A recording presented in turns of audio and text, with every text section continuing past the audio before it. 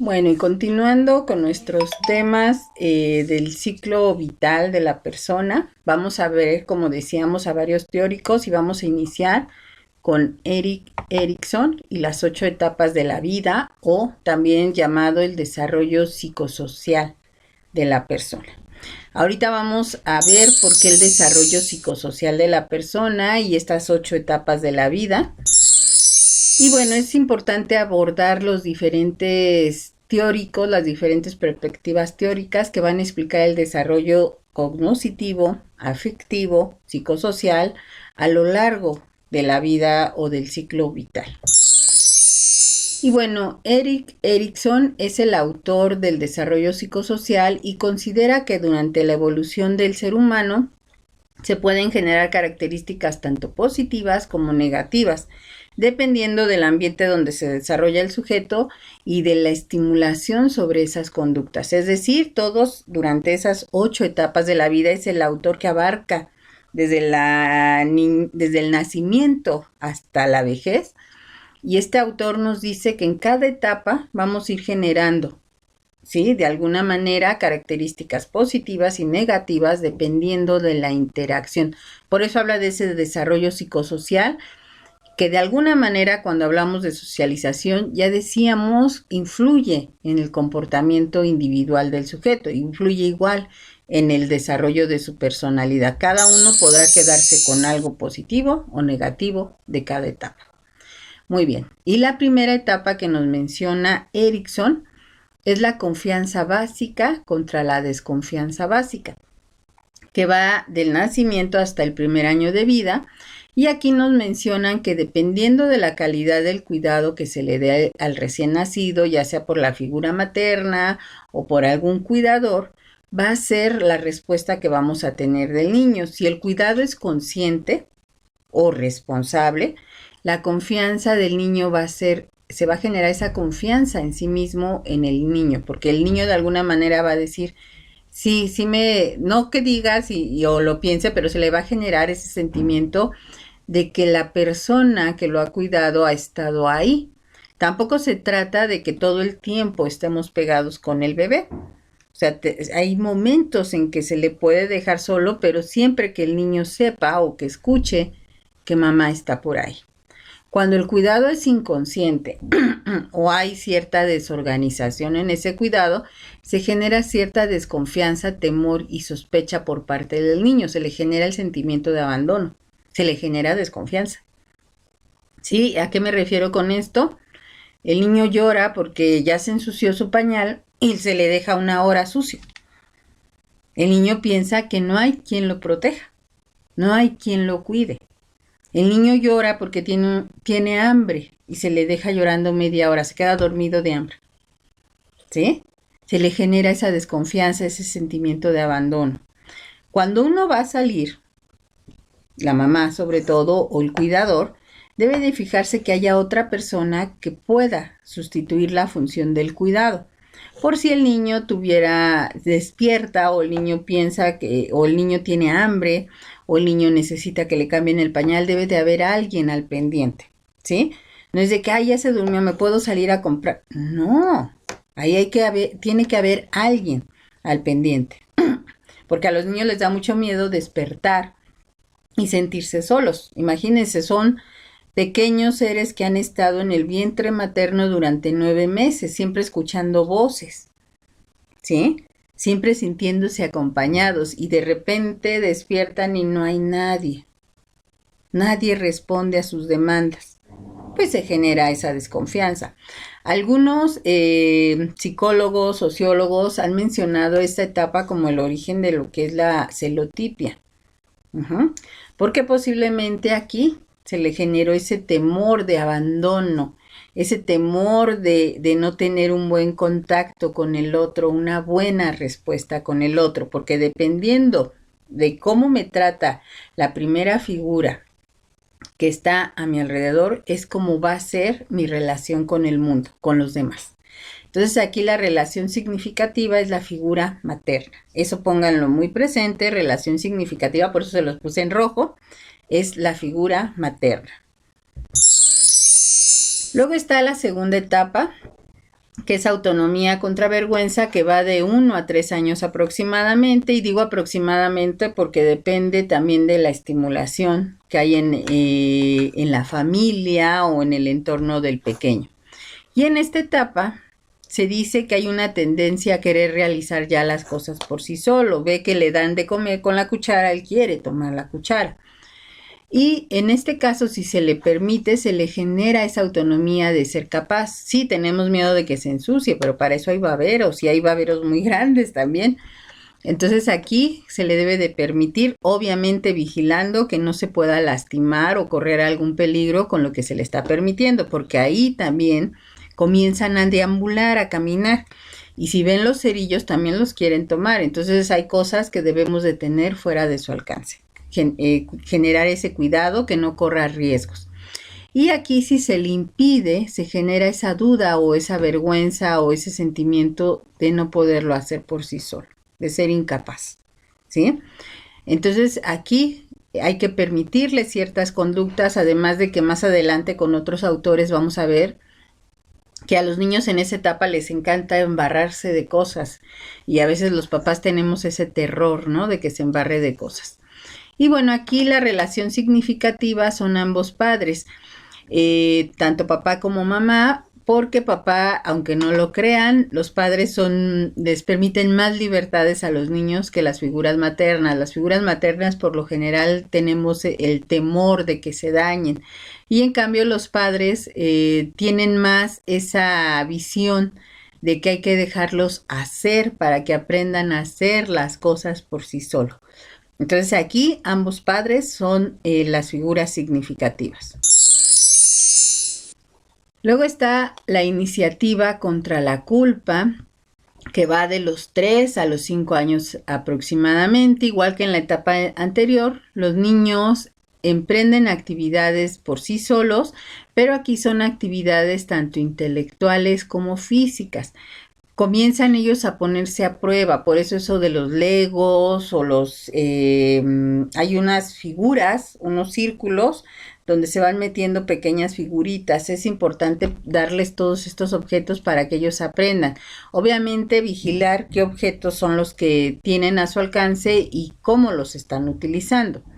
Si al niño se le permite que haga actividades por sí solos, se le genera el sentimiento de libertad o iniciativa. También tienden a contar sus historias o a proponer juegos. Entonces aquí se le puede generar esa libertad o esa iniciativa, y también escucharlos. A veces les da mucho por hablar y opinar, pero hay que ver qué es lo que nos están diciendo. Por el contrario, si no los escuchamos, si les impedimos hacer actividades por sí solos, como en la parte anterior, se les genera ese sentimiento de incapacidad, pero también en este caso el sentimiento de intrusos, de culpa, porque lo que estás diciendo está mal. También hay que tener cuidado cómo calificamos lo que dicen. Y otra cosa muy importante, en esta etapa los niños tienden a quererse vestir por sí solos. Y a veces nosotros decimos, ay, es que esa combinación que... No, es un niño de 3 a 5 años. Debemos de dejarlos que ellos se vistan como ellos determinan. Que se pongan los zapatos, sí hay que tener mucho cuidado cómo se los ponen, porque tienden a ponérselos al revés. Y entonces hay que enseñarles que el zapato está al revés, pero no a través de regaños, sino preguntarle, mira cómo se ve tu pie y ve cómo se ven los míos. Y ellos solitos se van a dar cuenta, o enseñarles que en el zapato está ese arco por algún motivo, ¿no? Enseñarles esa parte, pero de forma amable, para que ellos no se sientan incapaces o ineptos o culpables de lo que están haciendo. Aquí ya la relación significativa es todo el grupo familiar. Vean cómo va creciendo su entorno social. Ya es todo el grupo familiar que va a influir en ese pequeño. Luego está la etapa de laboriosidad contra inferioridad, que va de los 5 a los 12 años aproximadamente, donde el niño va a comenzar a realizar ya actividades escolares. El niño ya está inmerso en el mundo escolar, y aquí tiene curiosidad por saber cómo funcionan y cómo hacer funcionar las cosas. En esta etapa el niño también, y un poquito antes, comienzan a preguntar desde los 4 años, ¿y por qué? ¿Y por qué? Y todo eso se les tiene que explicar, pero hay que saber que hay un límite. Y también esto de saber cómo funcionan las cosas, sí se le puede permitir y se le genera el sentimiento de laboriosidad, por eso vemos que los niños destruyen sus juguetes, pero hay que tener cuidado con los instrumentos que tocan o con los instrumentos que ellos manipulan, porque a veces pueden ser cosas peligrosas. Eso siempre se les debe de decir. Si vas a utilizar tijeras, que sean de punta redonda, porque las otras te pueden lastimar. O sea, darles explicación, no regañar, sino explicar. Ajá. Y si se impide que los niños vean cómo es el funcionamiento de las cosas, se genera un sentimiento de inferioridad. Un sentimiento de que no es adecuado, de que está mal, de que lo que él hace está mal. Aquí pesa mucho las etiquetas que también se le ponen en la escuela, el decirle que no es bueno para alguna actividad, el niño lo trae toda la vida aquí. Como diciendo, ay, me dijeron que yo soy malo para matemáticas y todo el tiempo aquí estamos con nuestro letrero de no me pongan números porque yo no, en eso no la hago. ¿Sí? Y aquí la relación significativa es el vecindario o los amigos de su edad y la escuela.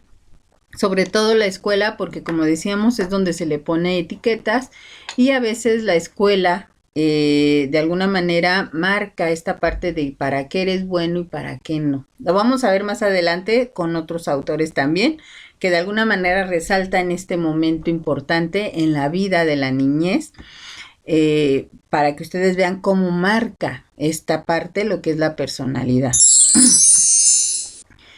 Luego está la quinta etapa, que es una etapa muy de muchos cambios emocionales y biológicos también, pero también de interacción social. Es una etapa muy importante, es la etapa de identidad contra confusión de roles, es la etapa de la adolescencia, que nos decía Erikson que es una suerte de moratoria social, porque de alguna manera el joven, el chico, el niño, que ya no es niño, pero tampoco es adulto, comienza a integrarse a un mundo diferente al de su hogar. Comienza a desplazarse hacia un mundo externo.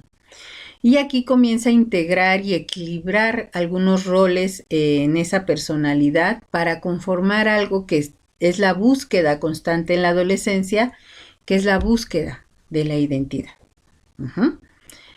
Ellos van a estar ensayando de alguna manera formas de peinarse, formas de vestirse, formas de comportarse, personas con las que relacionarse, y a veces va a generar una serie de conflictos dentro del núcleo familiar, todo esto nuevo que está adquiriendo el adolescente. Pero ¿qué es lo que ocurre en esta etapa? Si no se le permite al joven ensayar un sinfín de peinados, un sinfín de formas de vestirse y de comportarse, va a fracasar en esa búsqueda de identidad. Entonces, cuando no se logra resolver de forma efectiva esta búsqueda de identidad, pasamos de los 18 años, 20 años con una confusión de rol y seguimos buscando una identidad.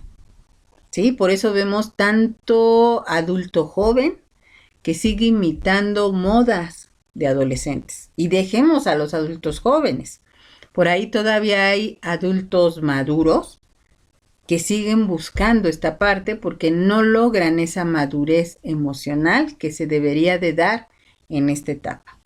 Aquí la relación significativa son los grupos externos o los amigos y los compañeros de vida. Aquí lo podemos resumir en amigos. Y bueno, luego de los 18 a los 40 años, aparece la etapa del adulto joven. En esta etapa, que es en la que se encuentran ustedes también, es la etapa de la intimidad contra el aislamiento, donde hay una búsqueda, ¿sí?, de pareja, pero también aquí es importante determinar qué es intimidad, que no es únicamente la parte sexual, sino que va más allá. Intimidad se dice que es la capacidad para tratar a otras personas y convivir con ellas sin perder la propia identidad. Se supone que terminamos la adolescencia con una identidad y vamos a interactuar con nuevas personas, pero sin perder nuestra esencia, sin dejar de ser lo que somos ya. Y también se puede dar en este caso algo que se llama aislamiento, en el cual la persona, como no tiene o no ha logrado esa madurez emocional, no logra conformar esa identidad, se tiende a aislar de los demás porque no se siente con la capacidad de tratar con personas de su edad. Y aquí es donde comienza a aparecer ese problema para interactuar o elegir o seleccionar una pareja de la propia edad, porque entonces no hay esa identificación, no hay esa identidad y por lo tanto no me siento acorde con las personas de mi edad. Aquí la relación significativa es la pareja. Cuando comenzamos a conformar una pareja, si bien es cierto, somos dos personalidades a lo mejor distintas, pero debemos de saber tener ese respeto por la identidad del otro. Cuando no existe esto, entonces podemos hacer que el otro pierda su propia identidad o sobrepasamos el límite del otro. Y ahí es donde debemos de evaluar realmente si las relaciones de pareja realmente nos están ayudando a crecer. Por eso es tan importante que en esta etapa ya tengan conformada una identidad para lograr esa intimidad sin perderse a sí mismos. Cuando esto pasa es porque algo no quedó bien resuelto.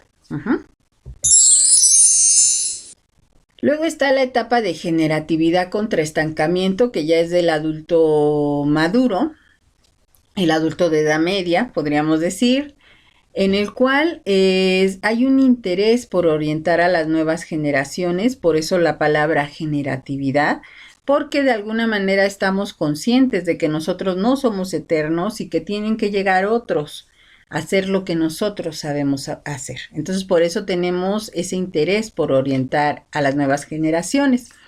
Pero también hay aquellos que están en el estancamiento, donde siguen preocupándose por su propio bienestar físico y material y no se relacionan con las nuevas generaciones, rechazan a las nuevas generaciones.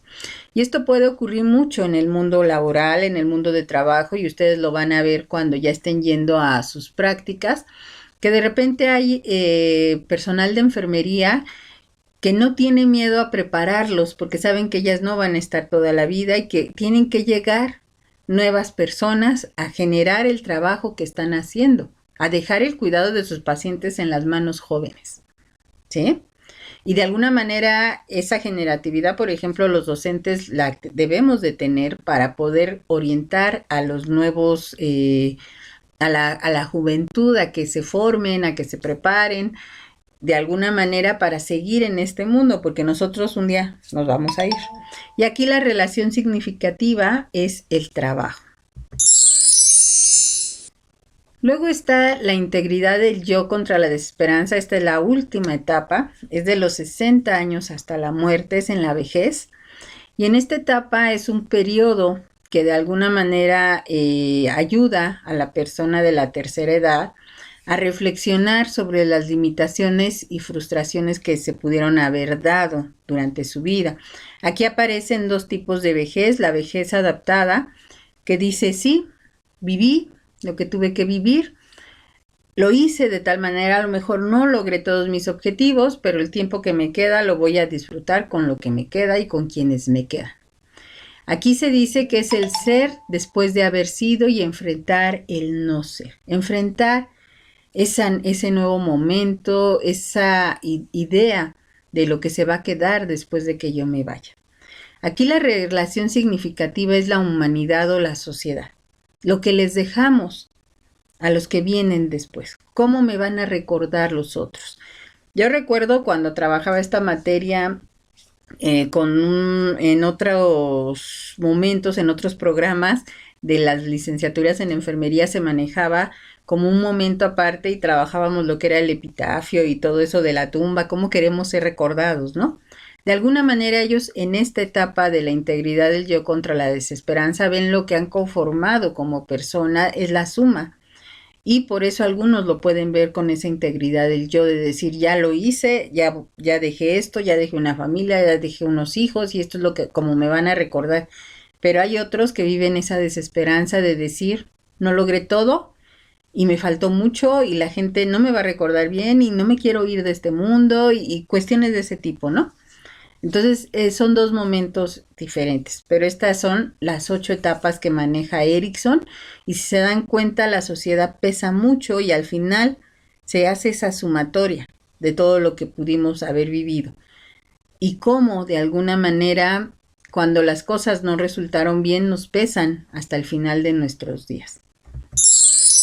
Y bueno, este es un cuadro de resumen donde ustedes pueden ver los estadios por edad, la infancia, que maneja solamente una de las etapas que decíamos con Erickson, la niñez temprana, que maneja lo que es la autonomía contra la vergüenza, y en la misma niñez, pero ya más avanzada, está la etapa de iniciativa contra culpa, y la niñez en la edad escolar, la industriosidad contra la inferioridad, y así nos vamos en cada una y lo que generan de alguna manera y las patologías que se pueden generar si no se logra de alguna manera esa, esa característica positiva en la vida y en cada una de estas etapas.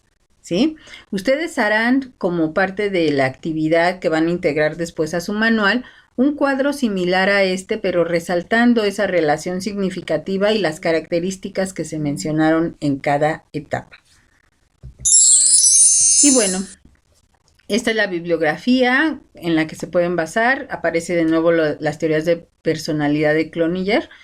Aparece el libro de Gross y la enciclopedia de psicología que no la tienen en la escuela, pero pueden consultarla posteriormente. Y bueno, por ahí aparece temas básicos de psicología, de Heredia y Huerta, que también les puede servir mucho para consultar esta parte y ampliar ese cuadro que les pido que realicen y que lo integren en su manual que van a realizar. Bueno, hasta aquí nuestro tema. Que tengan un buen día.